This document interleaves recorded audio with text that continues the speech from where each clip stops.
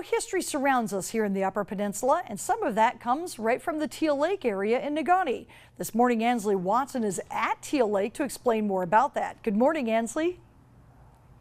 Good morning, Vicki. I sure hope that you have your hiking boots on because you're going to need them. This morning, we're going to be talking about a great event taking place tomorrow evening. It's called the Teal Lake Hike. Now, because there's so many stories around this lake and so much historical value that the Marquette Regional History Center is putting on this hike. So some of the things you'll learn is the geology and archaeology. So you'll see some of the campsites, so some of the first Negaunee miners spent time at, and there's even an old swimming hole that's been a very popular site. So stay with us. We're going to learn more about that later in the hour. Reporting live in Negaunee, Ansley Watson, TV6 News. All right, I'll have to pull them out of storage. Thanks, Ansley. And of course, I don't have my hiking boots on right this second, but you know, they were a little heavy to wear to work. Sorry. I don't blame you there. Did you get them out over the weekend, though? I did get. Welcome back. It's 10 after the hour. The Teal Lake Hike is coming this week. It's hosted by the Marquette Regional History Center, and this morning, Ansley Watson is at Teal Lake to tell us more about it. Good morning, Ansley. Good morning, Vicki. You probably never believe it, but there is so much history out here. I was talking with the historian this morning and just explaining what all is out here is incredible.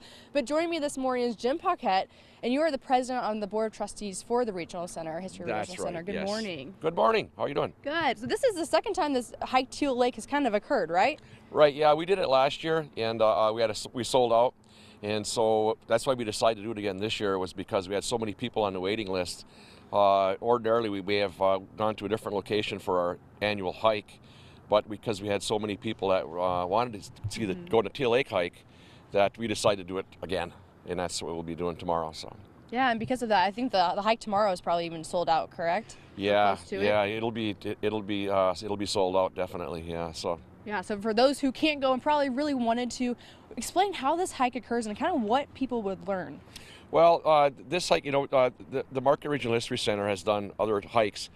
We've done the Carp River hike in that, and the hikes are very, very popular. We usually we got big crowds, and but when we do this sort of a hike like this, of course we got to limit it. So we limit it to 50 people, which is one of the reasons that we had to do it 2 years in a row because of the limit. But what we're doing here is we're going to be on the other side of the lake here, and Teal Lake is a great place to do hikes because of the geology and the archaeology and the history. So there's so much to talk about. So when you get out and you actually get into the field, like we're going to do, we're going to visit some of the geological deposits, talk about the quartzite. We talk about the iron ore, but one of the things that's going to be important to understand when we go on this hike is that geology that drew people here. And it's because of the stone that's in the earth here is why we're here today as the Negaunee miners, and but it's also the reason why there's sites that are on the lake, archaeological sites that'll date back, probably some 10,000 years, and that's because people were also here mining in a sense because they're going after the quartzite deposits. And the other thing that we found on the other side of the lake, when I say the other side of the lake is where we're going to be walking, there's also was a lot of copper that was left there by the people that lived there, and they were miners in the sense that they were also copper miners.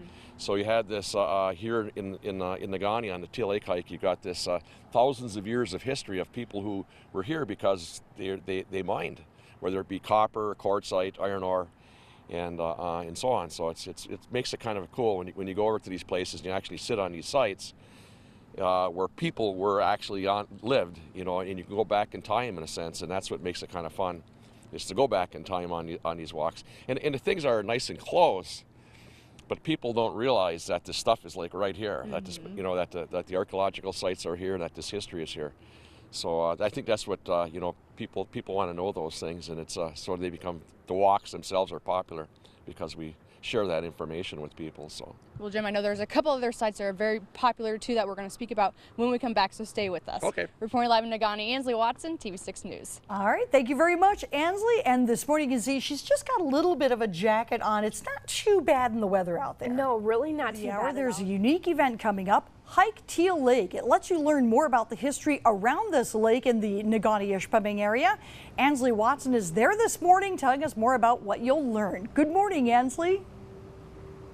Good morning, Vicki. Those that are going on this hike have a lot to look forward to. I know it's going to be great. Joining me this morning is the leader who's going to be talking to them about this, Jim Paquette. Good morning. Good morning. So we're here at Teal Lake. A lot of history behind us.